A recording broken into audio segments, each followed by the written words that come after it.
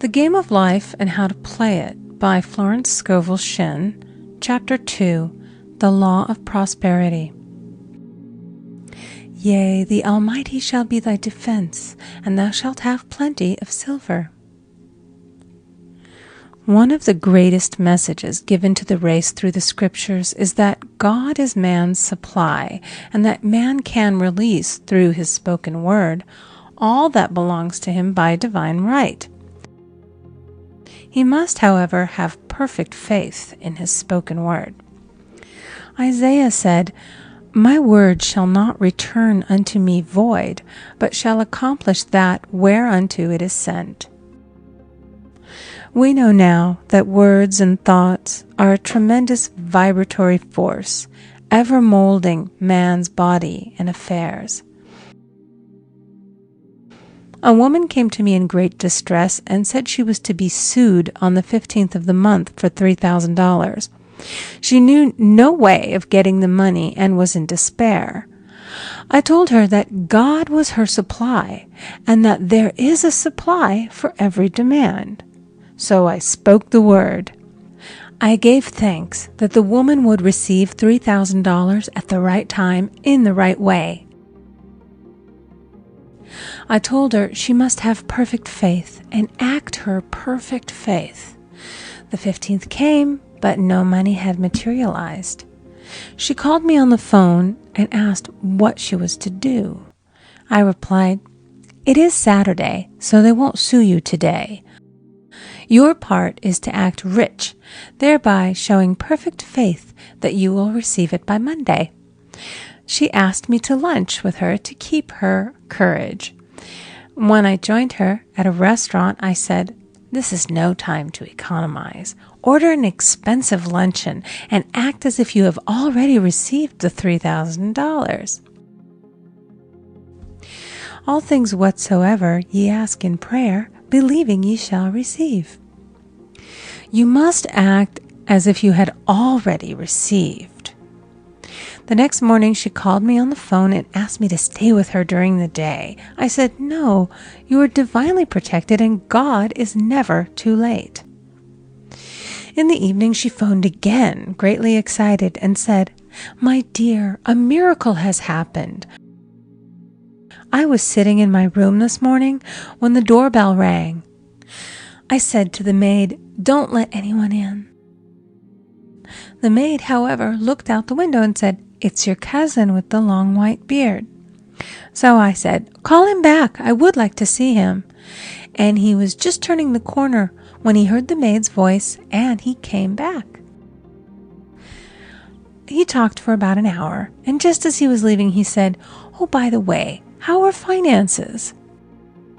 I told him I needed the money, and he said, 'Why, my dear, I will give you $3,000 the first of the month.' I didn't like to tell him that I was going to be sued. What shall I do? I won't receive it till the first of the month, and I must have it tomorrow. I said, 'I'll keep on treating.' I said, 'Spirit is never too late. I give thanks that she has received the money on the invisible plane and that it manifests on time.' The next morning, her cousin called her up and said, 'Come to my office this morning, and I will give you the money.' That afternoon, she had $3,000 to her credit in the bank and wrote checks as rapidly as her excitement would permit. If one asks for success and prepares for failure, he will get the situation he has prepared for. For example, a man came to me asking me to speak the word that a certain debt would be wiped out. I found he spent his time planning what he would say to the man when he did not pay his bill, therefore neutralizing my words. He should have seen himself paying the debt. We have a wonderful illustration of this in the Bible, relating to the 3 kings who were in the desert, without water for their men and horses. They consulted the prophet Elisha, who gave them this astonishing message. Thus saith the Lord, Ye shall not see wind, neither shall ye see rain, yet make this valley full of ditches. Man must prepare for the thing he has asked for when there isn't the slightest sign of it in sight. For example, a woman found it necessary to look for an apartment during the year when there was a great shortage of apartments in New York. It was considered almost an impossibility, and her friends were sorry for her and said, "Isn't it too bad? You'll have to store your furniture and live in a hotel." She replied, "You needn't feel sorry for me. I'm a Superman, and I'll get an apartment." She spoke the words, "Infinite Spirit, open the way for the right apartment." She knew there was a supply for every demand and that she was unconditioned, working on the spiritual plane, and that one with God is a majority. She had contemplated buying new blankets when the tempter, the adverse thought or reasoning mind, suggested, "Don't buy the blankets. Perhaps, after all, you won't get an apartment and you will have no use for them." Promptly she replied to herself, "I'll dig my ditches by buying the blankets." So she prepared for the apartment, acted as though she already had it. She found one in a miraculous way, and it was given to her although there were over 200 other applicants. The blankets showed active faith. It is needless to say that the ditches dug by the 3 kings in the desert were filled to overflowing. Read 2 Kings.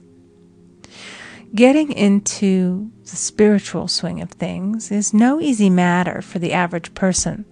The adverse thoughts of doubt and fear surge from the subconscious. They are the army of the aliens, which must be put to flight. This explains why it is so often darkest before the dawn.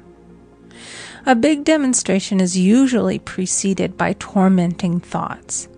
Having made a statement of high spiritual truth, one challenges the old beliefs in the subconscious, and error is exposed to be put out.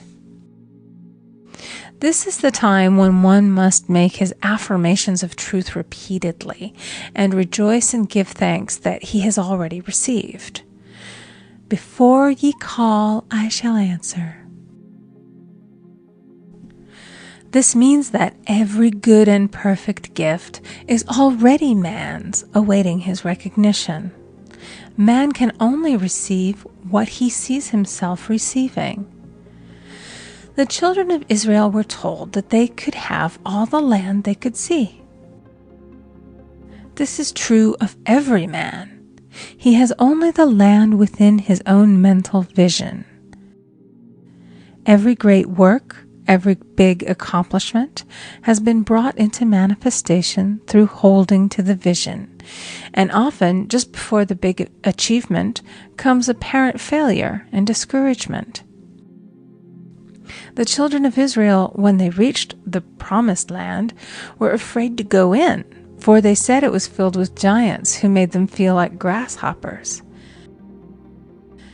And there we saw the giants, and we were in our own sight as grasshoppers. This is almost every man's experience.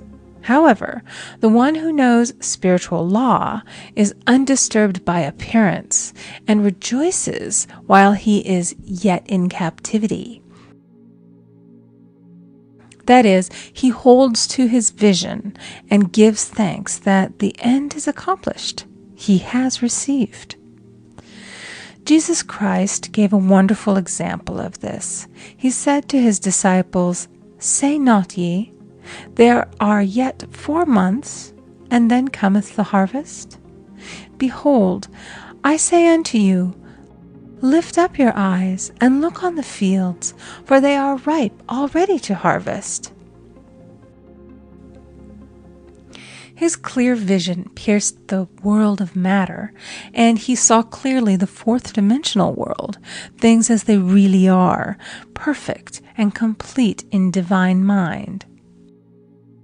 So man must ever hold the vision of his journey's end and demand the manifestation of that which he has already received. It may be his perfect health, love, supply, self-expression, home, or friends. They are all finished and perfect ideas registered in divine mind, man's own superconscious mind, and must come through him, not to him. For example, a man came to me asking for treatments for success. It was his imperative that he raise, within a certain time, $50,000 for his business. The time limit was almost up when he came to see me in despair. No one wanted to invest in his enterprise, and the bank had flatly refused a loan. I replied, "I suppose you lost your temper while at the bank, therefore your power. You can control any situation if you first control yourself. Go back to the bank," I added, "and I will treat." My treatment was, "You are identified in love with the spirit of everyone connected with the bank. Let the divine idea come out of this situation." He replied, "Woman, you are talking about an impossibility.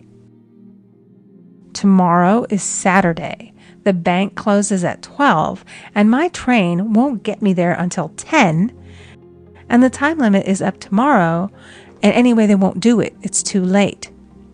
I replied, "God doesn't need any time and is never too late. With him, all things are possible." I added, "I don't know anything about business, but I know all about God." He replied, "It all sounds fine when I sit here listening to you, but when I go out, it's terrible." He lived in a distant city, and I did not hear from him for a week. Then came a letter. It read, "You were right. I raised the money, and I will never again doubt the truth of all that you have told me." I saw him a few weeks later, and I said, "What happened? You evidently had plenty of time after all." He replied, "My train was late, and I got there just 15 minutes to 12. I walked into the bank quietly, and I said, 'I have come for the loan.' And they gave it to me without a question. It was the last 15 minutes of the time allotted to him, and Infinite Spirit was not too late. In this instance, the man could never have demonstrated alone. He needed someone to help him hold the vision. This is what one man can do for another. Jesus Christ knew the truth of this when he said, "If two of you shall agree on earth as touching anything that they shall ask, it shall be done for them of my Father which is in heaven." One gets too close to his own affairs and becomes doubtful and fearful. The friend or healer sees clearly the success, health, or prosperity and never wavers because he is not close to the situation. It is much easier to demonstrate for someone else than for oneself, so a person should not hesitate to ask for help if he feels himself wavering. A keen observer of life once said,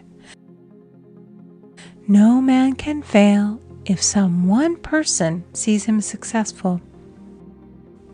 Such is the power of the vision, and many a great man has owed his success to a wife or a sister or a friend who believed in him and held without wavering to the perfect pattern.